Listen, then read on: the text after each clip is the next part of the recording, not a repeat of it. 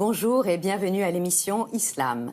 Aujourd'hui, nous continuons notre exploration du rôle des femmes dans la construction de la théologie musulmane et dans l'imama. Dans une précédente émission, nous avions parlé de théologie au féminin et nous étions accompagnés de 3 femmes particulièrement engagées dans cette voie qui sont encore avec nous ce matin. Bonjour Eva Janadin. Bonjour Anne-Sophie Monsinet. Bonjour. Vous êtes ensemble, vous avez créé ensemble l'association VIE, V-I-E, Voix d'un islam éclairé, œuvrant en faveur de la liberté et de l'esprit critique qui vous semblent être les fondements même de la foi en islam. Bonjour Naïla Tabaha. Bonjour. Vous êtes théologienne, exégète, docteur en sciences religieuses. Vous avez fondé Adiane, organisation qui agit dans une dizaine de pays arabes pour promouvoir l'altérité religieuse. Et vous êtes aussi auteur de L'Islam pensé par une femme, un livre essentiel sur le sujet qui nous occupe ce matin. Je vous propose de regarder le sujet préparé par Marie-Annick Le Guern et nous nous retrouverons tout de suite après. Depuis quelques années, dans la diaspora, partout dans le monde et dans les pays musulmans, y compris dans des centres d'études prestigieux comme l'Université de la Zitouna, on assiste à une véritable révolution féminine dans l'exégèse du texte coranique et l'étude de la tradition prophétique. Il faut peut-être travailler à une réécriture de l'histoire musulmane. Parce qu'il y a l'histoire officielle de l'islam et il y a une histoire qui a été occultée, qui a été voilée. Donc il faut dévoiler l'histoire féminine en islam. Parce que les musulmanes ont beaucoup participé à l'instauration, à l'institution de l'islam. Depuis Sayyida Khadija, radiallahu anha, jusqu'aux dernières faqihat, alimat, qui ont traduit des livres, qui ont interprété le Coran, qui ont fait un travail d'exégèse coranique. Cette histoire-là, elle est méconnue. Elle est occultée aujourd'hui. Personne ne la connaît.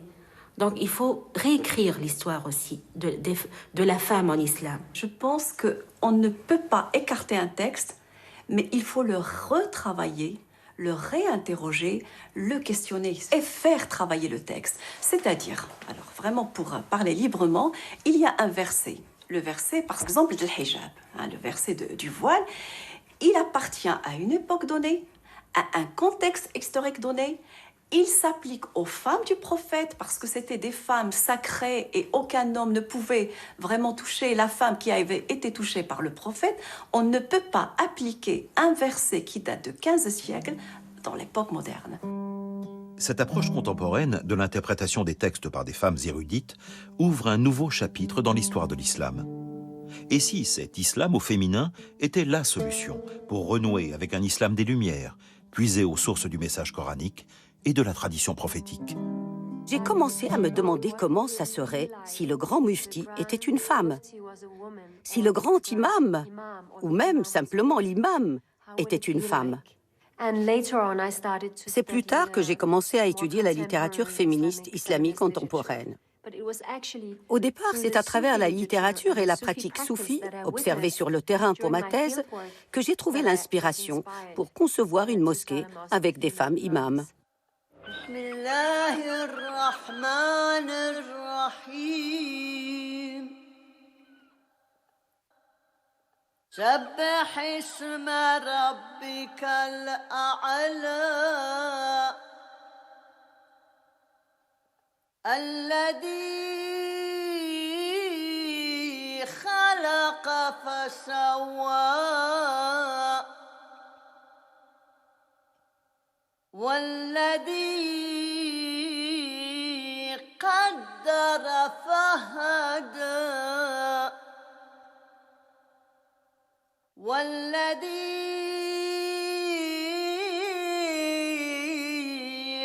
أخرج المرعى. Naïla Tabaha, je vous ai vu sourire au propos de Shirin Khan Khan. Vous avez peut-être envie de réagir à ce qu'elle a dit. En fait, c'est une très belle idée, ce qu'elle dit, que quand elle a pensé à avoir un grand mufti, non seulement une femme imam, mais une femme grand mufti. Je rêve de ce jour. Et bien sûr, je pense que ce qui a été dit dans ce film, que les femmes, oui, bien sûr, elles vont contribuer, elles contribuent déjà à cet islam de lumière. Je suis particulièrement heureuse d'être aujourd'hui avec Anne-Sophie et Eva parce que la mosquée Simorg propose aussi ce discours, ces khutbas dont nous, musulmans dans le monde entier, nous avons soif. Nous avons soif de khutbas qui nous parlent à nos têtes et à nos cœurs et qui parlent avec des valeurs d'aujourd'hui, les valeurs que nous portons tous et pas les valeurs pré-modernes que nous sommes toujours en train d'écouter dans les mosquées traditionnelles où on nous dit des choses qui n'ont vraiment plus rien à voir avec notre culture d'aujourd'hui. Et donc, bien sûr, oui, les femmes sont en train de pousser un nouveau discours, un discours qui est inclusif, un discours de valeurs, de droits de l'homme et de la femme, et un discours qui nous pousse de l'avant et qui, j'espère, nous mènera un jour à avoir une femme grand mufti. Oui, alors justement, cette mosquée Simorg, peut-être vous pourriez nous en dire... nous développer en fait comment vous l'avez créée, comment vous avez eu l'idée et peut-être on pourrait commencer par juste expliquer pourquoi ça s'appelle Simorg. Alors nous avons utilisé ce nom de Simorg pour déjà mettre en valeur le patrimoine islamique persan et nous avions envie de rappeler un petit peu ce monument de la littérature persane. Et pourquoi Simorg? C'est en lien à cette épopée, ce récit, notamment de Fariduddin Attar, qui retrace l'épopée de plusieurs oiseaux qui partent à la rencontre du roi Simorg. Ils cherchent le roi Simorg, qui est une métaphore, une allégorie de l'absolu, de Dieu, du divin. Et ils partent à la rencontre, à l'aventure pour chercher ce roi. Et ce qui est intéressant, c'est qu'avec Anne-Sophie, nous avons aussi décidé d'utiliser ce nom parce que Simorg est le symbole en islam de l'imam intérieur, de la conscience, de l'ange de l'humanité, l'archétype de la conscience et de l'autonomie. C'est-à-dire qu'il incite à chercher en soi-même les réponses à sa vie spirituelle. Et c'est un petit peu ça aussi qu'on souhaite dans la mosquée Simorg transmettre. C'est d'inciter les gens qui viennent nous voir, qui viennent assister aux prières, à penser par eux-mêmes pour décider de sa vie spirituelle. Évidemment, j'ajouterais que Simorg, c'est le roi qui est la Simorg. Oui, en fait, Simorg. En réalité, c'est un féminin. Anne-Sophie Monsinet, comment ça fonctionne justement cette mosquée? Oui, et juste pour compléter, ça met aussi en avant la variété de nos figures d'inspiration, puisque c'est aussi l'oiseau Simorg est aussi utilisé par Avicenne, par Sohrawardi. Donc il y a énormément d'auteurs musulmans qui ont fait appel à cet oiseau mythique. Absolument. Alors comment ça fonctionne? On a choisi de suivre le déroulé classique, avec donc l'appel à la prière, le sermon, puis la prière rituelle. Par contre, on a ajouté à la fin un temps d'échange, donc on en parlait la dernière fois, donc un temps d'échange avec l'Assemblée justement pour qu'ils puissent soit poser des questions sur le sermon, mais aussi partager leur point de vue ou leurs expériences spirituelles en rapport avec ce sermon. Et puis on a inclus un temps de zikr aussi à la fin, donc de chapelet. Donc un temps assez court, mais l'idée c'est de démocratiser un petit peu cette pratique qui est souvent associée au soufisme, alors que c'est une thématique qui est très présente dans le Coran, l'idée d'invoquer les noms divins, donc de se rappeler de ces attributs divins, et ça participe pleinement à ce travail de transformation intérieure que tout musulman peut mener, pas seulement les soufis. Oui, mais oui. J'aimerais juste rajouter pour les caractéristiques principales de ce lieu de prière. Donc en fait, nous prenons plusieurs principes, à savoir la liberté déjà. Les femmes sont libres de porter ou non le voile. Le voile n'est pas obligatoire et il n'est pas interdit non plus. Ensuite, l'égalité entre les hommes et les femmes, puisque les femmes peuvent devenir imams, les femmes prient dans la même salle de prière, dans une mixité totale avec les autres hommes. Et l'égalité entre l'imam et le fidèle. Donc l'imam, encore une fois, n'est pas une parole sacrée. Il a un éclairage particulier sur un sujet et ensuite on peut en discuter. Autre principe, c'est l'inclusivité et la fraternité, c'est-à-dire que nous dénonçons toutes les discriminations qui peuvent être faites en islam sur l'orientation sexuelle, sur l'origine religieuse, sur l'origine ethnique. Donc nous acceptons absolument tout le monde. Évidemment, il n'y a pas de contrôle ou quoi que ce soit, mais même dans les discours, évidemment, nous condamnons toute discrimination. Et dernier élément, c'est la francophonie, c'est-à-dire que tous les sermons sont entièrement en français et dès qu'une formulation arabe est utilisée, elle est systématiquement traduite soit à l'oral, soit sur des papiers qu'on peut distribuer pour un petit peu montrer l'importance aussi de la langue pour comprendre et réfléchir à la spiritualité. Et globalement, alors, comment ça a été accueilli? Parce que, évidemment, j'ai rencontré des personnes qui aiment énormément ce travail, mais j'ai aussi lu beaucoup de choses épouvantables sur les réseaux sociaux. Comment vous avez vécu la manière dont cette décision a été accueillie? Vous faites ces sessions une fois par mois à peu près. Voilà, on a ouvert donc en septembre dernier. Alors en fait, au départ, on répond à une demande, puisque si on a ouvert cette mosquée, c'est pas une idée qu'on a eue toutes les deux. Hein. C'est des gens qui nous ont sollicités et qui nous ont demandé. Enfin, on entendait tout le temps à quand une mosquée progressiste, à quand une mosquée mixte. Donc on s'est dit qu'on allait le faire. Et la motivation, en fait, elle est là. C'est que on répond à une demande. Il y a des personnes qui viennent. Il y a beaucoup de monde, on fait 2 offices de suite pour pouvoir accueillir tout le monde. Et donc, c'est ça qui fait qu'on continue, en fait. Parce que même si, bien sûr, il y a des critiques, parce qu'on se doute bien que c'est pas un modèle qui convient à tous, et c'est normal, puisque on est arrivé à une telle régression, notamment par rapport à la place des femmes au sein des mosquées, que forcément, quand on passe d'une exclusion totale des femmes qui sont souvent dans des salles annexes à une intégration complète dans une mixité complète, le décalage est grand. Donc, c'est normal que ça suscite des réactions. Il y a le côté un peu nouveau, en tout cas en France, parce qu'ailleurs, il existe des mosquées comme ça, hein, on n'est pas du tout les premières, seulement en France. Voilà, donc il y a des réactions, on s'y attendait, bien sûr, mais ce qu'on rappelle toujours, c'est qu'on n'est pas là pour imposer ce modèle à toutes les mosquées. C'est pas du tout notre objectif. Nous, ce que l'on souhaite, c'est proposer pour les personnes qui le souhaitent, donc cette alternative-là. Et tant qu'il y aura des gens que ça intéresse et qui viennent, on continuera. C'est d'ailleurs ce que Ibn Arabi disait dans ses écrits, c'est qu'à partir du moment où une assemblée de fidèles accepte de prier derrière une femme imam, si tout le monde est consentant, il n'y a pas de raison en fait de vouloir l'interdire à partir du moment où tout le monde l'accepte. Et c'est ce que nous soulignons en fait. Effectivement, on n'est pas dans une démarche d'imposer ou quoi, mais il y a une partie des musulmans qui sont d'accord, qui sont prêts et qui le veulent et qui le recherchent. C'est-à-dire que beaucoup de musulmans sont sortis, ne vont plus à la mosquée parce qu'ils ne trouvent plus en fait leur nourriture spirituelle dans ces mosquées à travers les sermons, à travers les mentalités et notamment à travers de l'inégalité homme-femme. Et c'est pour cette raison aussi qu'ils ont besoin de vivre quand même une vie spirituelle normale, régulière, et donc on veut leur offrir ce genre de lieu. Naila Tabara, est-ce que vous avez aussi ressenti en fait une soif d'entendre cette parole que vous portez et aussi des réactions négatives à cette parole que vous portez? Alors exactement. En fait, lorsque j'ai commencé à écrire une théologie de la diversité, je me demandais est-ce que j'ai le droit, en tant que femme qui n'a pas étudié les études traditionnelles, le musulman non plus. J'ai fait mon doctorat en France, en sciences et religions. J'ai fait, bien sûr, je suis allée voir, j'ai étudié, mais d'une façon non formelle. Donc, les sciences islamiques. Et donc, est-ce que j'avais le droit, ayant ce parcours, étant une femme, étant non voilée, d'écrire une théologie? Et après, j'ai commencé à voir que, en fait, il y avait un besoin, que c'était pas seulement que j'avais le droit, mais j'avais aussi la responsabilité d'écrire ceci, parce que j'avais travaillé la question, je vis cette question, je dirais plus, je la vis dans ma chair, dans le sens où c'est une question qui me travaillait pendant des années et des années, et j'avais besoin d'une réponse pour moi avant de la donner aux autres. Sur moi, en tant que musulmane, comment je conçois les non-musulmans? Est-ce qu'ils vont en enfer? Est-ce qu'ils vont au paradis? Quel genre de relation je peux avoir avec eux? C'était des questions que je me posais et que se posent beaucoup de musulmans. Donc j'avais cette responsabilité de mettre ça dans les mains d'autres musulmans. Et il y a bien sûr plusieurs genres de réactions. Il y a une réaction de personnes vraiment qui ont soif d'un nouveau discours, qui ont besoin de nouvelles possibilités de penser.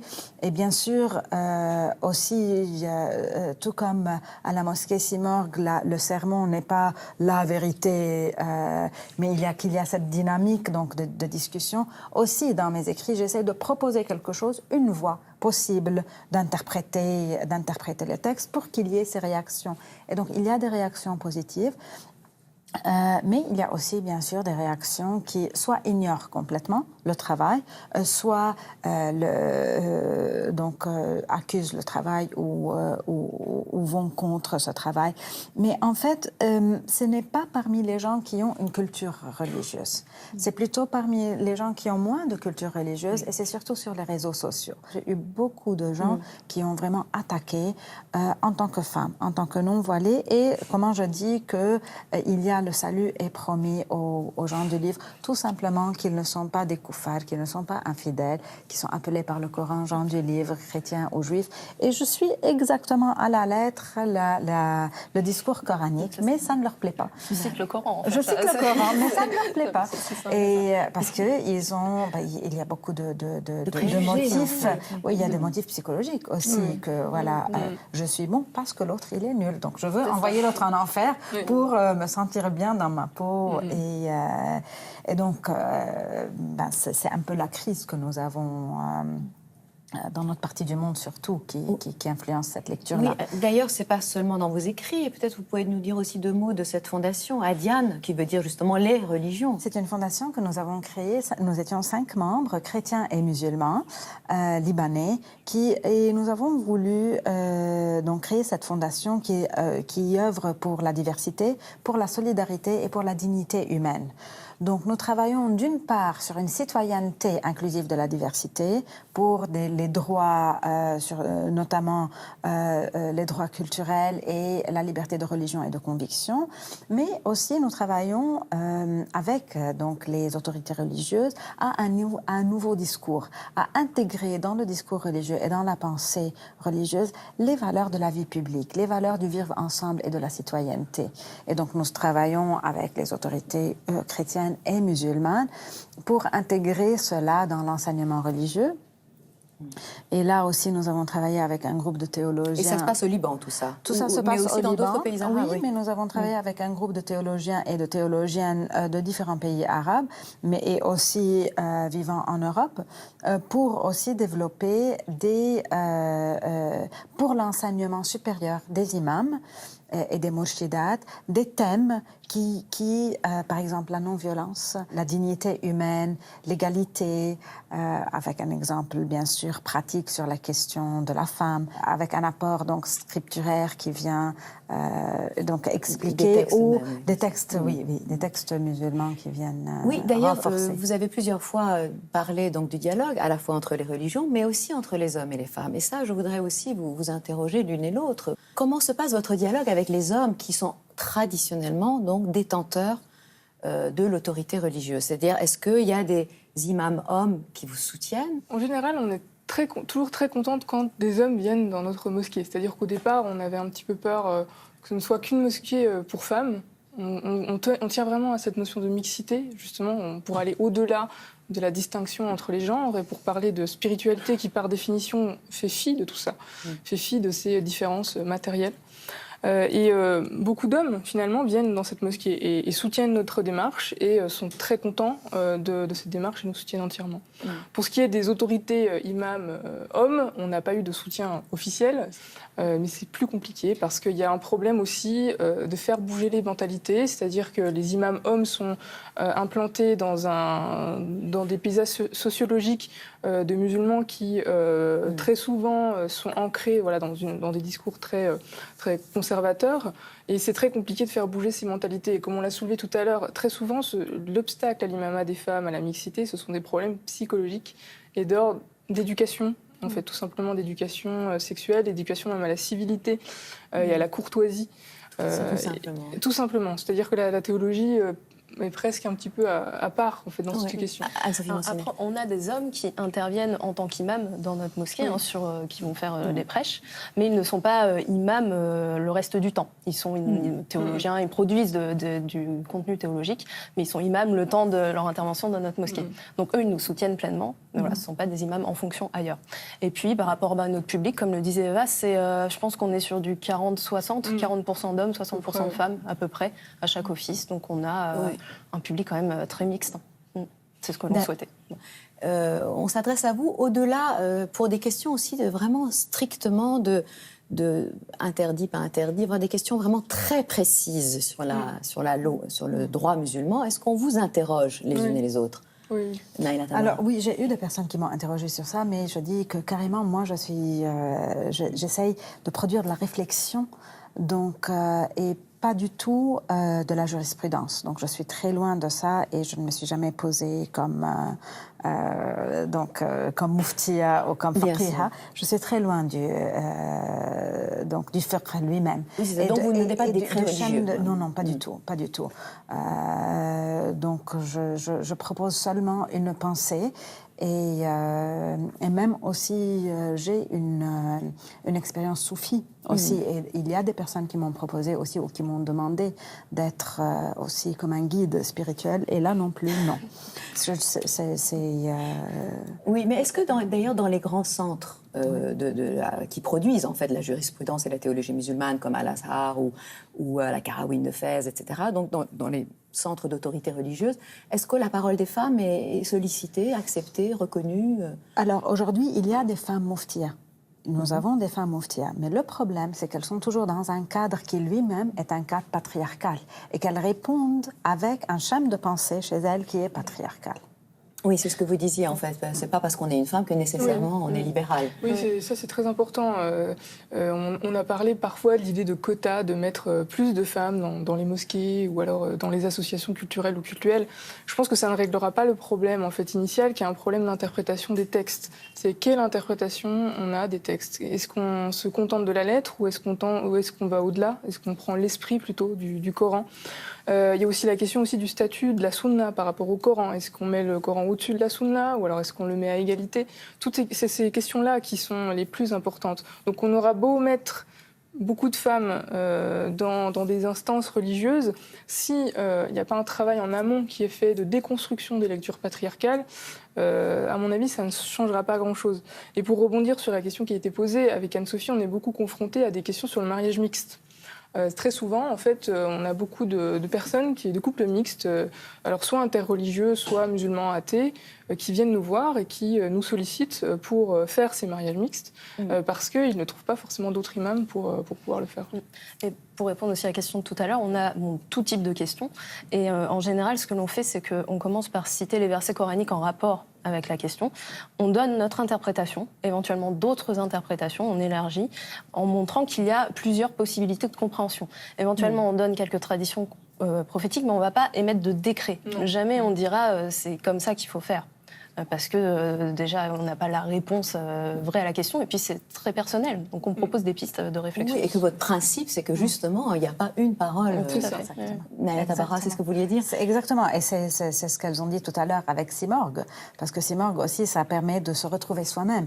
Et finalement, je pense que toutes les trois, notre travail, c'est d'aider les gens à se ressourcer dans notre foi, mais se retrouver eux-mêmes et trouver eux-mêmes les réponses qu'ils ont à faire. Et aujourd'hui, je pense, nous avons besoin d'aider les gens à mettre beaucoup moins l'accent sur le fiqh, sur la jurisprudence, et à voir que voilà, ces petites questions juridiques, elles sont vraiment secondaires par rapport à la vraie relation de